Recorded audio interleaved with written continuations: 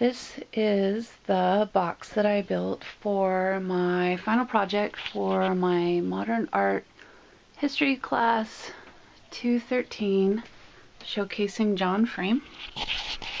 Here we go.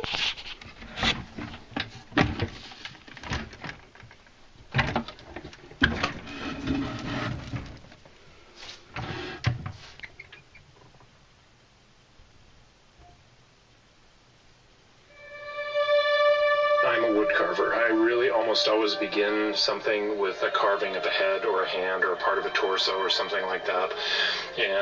But at the same time, I'm always accumulating materials. So the studio is just absolutely alive with stuff. There are just piles absolutely everywhere.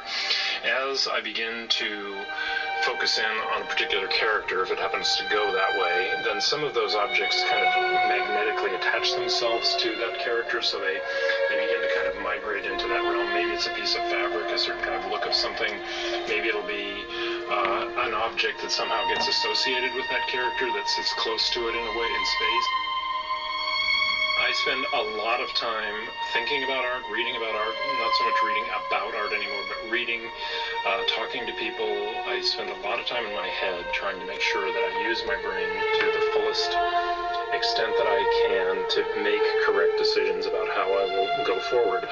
When I step into the studio, I really suspend that part of my life. I try not to be a thinking person per se in the studio. I try being very much an intuitive, feeling person in the studio, and so I respond to the materials, the characters, the atmosphere of the studio. All of that stuff becomes kind of the soup out of which these things emerge, and that's very, very much not my head. It's something else. It's something I don't fully understand, but it's something that I repeatedly try and enter into when I'm working. So that's where that comes from.